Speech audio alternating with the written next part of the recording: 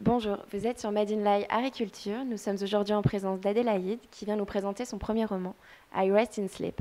Bonjour Adélaïde, vous êtes l'auteur de I Rest in Sleep, publié sur le salon du manuscrit.fr, un site d'édition participative sur Internet. Est-ce que vous pouvez nous en dire un peu plus sur vous? Alors, je m'appelle Adélaïde, j'ai 22 ans, j'habite à Lyon. J'ai fait un bac littéraire et ensuite des études de lettres, une licence de lettres modernes que je viens de terminer même si je ne l'ai pas eu. Et voilà, j'ai écrit un livre. Justement, sur votre roman, pouvez-vous nous le résumer en quelques mots? C'est une histoire d'amour en fait entre un professeur de philosophie et un de ses élèves qui, les deux sont majeurs je précise, qui tombent amoureux. Les deux sont assez abîmés par la vie si on veut et l'idée de base en fait c'est si on prend deux personnes qui sont très abîmées, qu'on les met ensemble, est-ce qu'à la fin ça peut se réparer ensemble, est-ce que ça peut marcher? Et la réponse est dans le livre. Le thème central justement de votre roman, donc l'homosexualité, trouve un écho particulier dans notre société depuis plusieurs mois. Est-ce que c'est le fruit du hasard ou c'est un thème qui vous est cher ou une façon de vous exprimer directement et de prendre parti? Je pense que c'est plutôt le fruit du hasard en fait, parce que quand on écrit, quand t'es une fille et qu'on écrit avec un couple hétérosexuel, on a tendance à se projeter. Et du coup, apporter quelque chose de réaliste, c'est plus difficile, parce qu'on a tendance à apporter ses propres attentes. Du coup, en écrivant avec deux hommes, ça permet de se détacher beaucoup. Et c'était plus simple, comme ça. Et en fait, c'est peut-être idiot, mais ça fait plus rêver. Ça semble plus romantique parce que c'est quelque chose qui est plus éloigné de nous et qui est plus hypothétique. Du coup, oui, c'est plus le hasard qu'autre chose parce que je pense pas que ça change quelque chose au final. Même si ça apporte quelque chose dans ce roman particulier, je pense que c'est pas censé apporter quoi que ce soit hétérosexuel, homosexuel ou quoi que ce soit d'autre. C'est une fiction en 40 chapitres, divisée en deux tomes. Quels sont vos atouts particuliers d'écriture? Alors, ça fait 600 pages et je l'écris en 6 mois, donc j'écris très vite.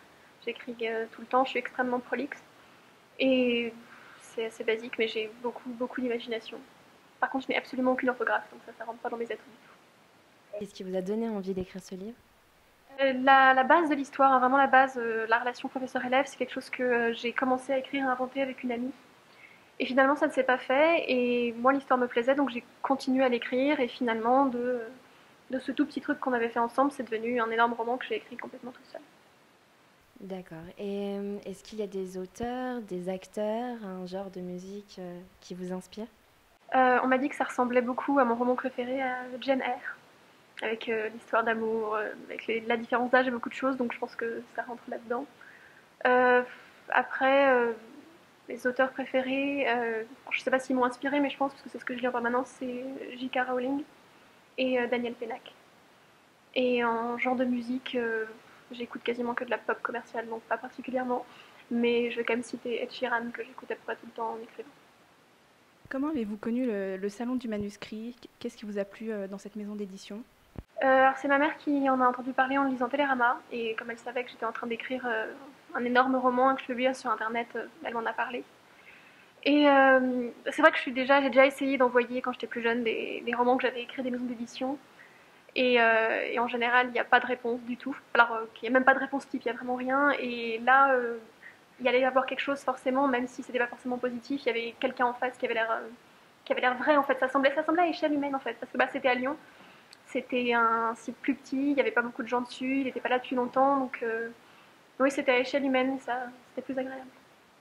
Les aventures de Noah et Adams donc, se font en fait sont en deux tomes.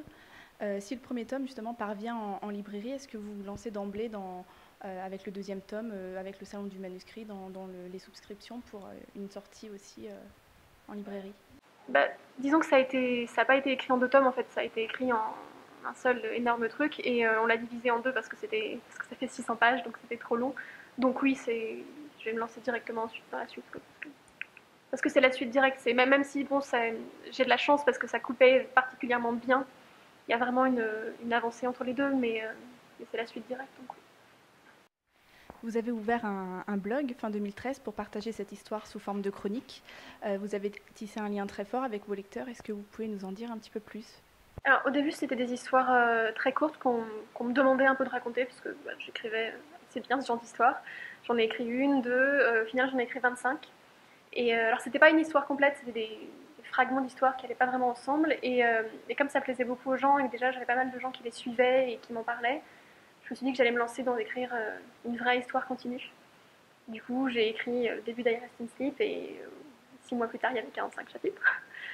Et, ouais, en fait, il n'y avait pas beaucoup de gens au départ, et de plus en plus, et au départ, des gens qui me connaissaient, puis des gens qui avaient entendu parler de l'histoire, puis et finalement, maintenant, il y a jusqu'à, je sais que le maximum qu'il y a eu en un seul jour, c'est 1300 personnes à peu près. Les jours où il y a un nouveau chapitre, il y a 900 personnes qui viennent sur le blog, et tous les jours, il y en a minimum 300, environ 500 à peu près.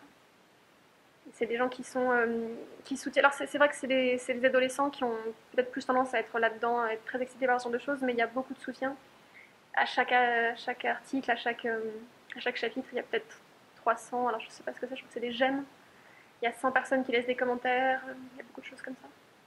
Et c'était important justement pour vous donc de montrer votre histoire au public avant d'aller frapper aux portes des maisons d'édition? Beaucoup.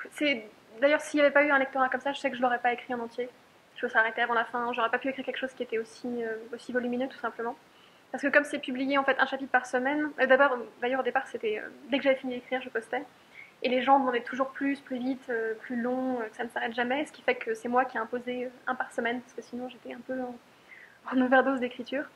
Mais oui, c'est parce que les gens soutiennent énormément que ça pousse à continuer, parce qu'ils veulent toujours en savoir plus. Et j'ai tendance à dire, même si c'est un peu naïf comme expression, que je ne suis pas auteure mais conteuse, parce que j'écris. Alors c'est vrai que j'écris pour moi, mais j'écris aussi beaucoup parce que les gens ont envie de lire ça. Et l'histoire raconte pas mal de choses qui peuvent être assez difficiles. Ça parle de deuil, ça parle de suicide, ça parle de choses de ce genre. Et ça a déclenché beaucoup de personnes qui sont venues témoigner sur le blog, ou qui ont trouvé mon adresse mail, ou des choses comme ça, qui m'ont dit, qui m'ont raconté ce qu'elles avaient vécu, qui m'ont demandé des conseils, et qui m'ont dit que ça les avait aidées d'une façon ou d'une autre, ne serait-ce que ça leur avait aidé d'en parler. J'ai eu pas mal de gens qui m'ont dit qu'elles avaient vécu, entre autres, des histoires d'amour avec des différences d'âge assez importantes, qu'elles n'avaient jamais pu en parler, et que quand elles avaient vu ça dans ce roman, elles en avaient parlé à moi, puis à leurs parents, puis à des choses comme ça. Donc ça a eu beaucoup d'effets positifs sur les gens, et ça c'est assez extraordinaire. Et avez-vous d'autres projets littéraires? Qu'est-ce qu'on peut vous souhaiter pour la suite?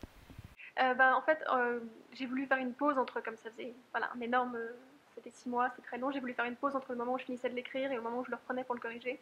Donc j'ai écrit autre chose que j'ai fini d'écrire hier, j'ai écrit une sorte de nouvelle de 140 pages qui s'appelle Éclosion, donc j'espère que ça marchera.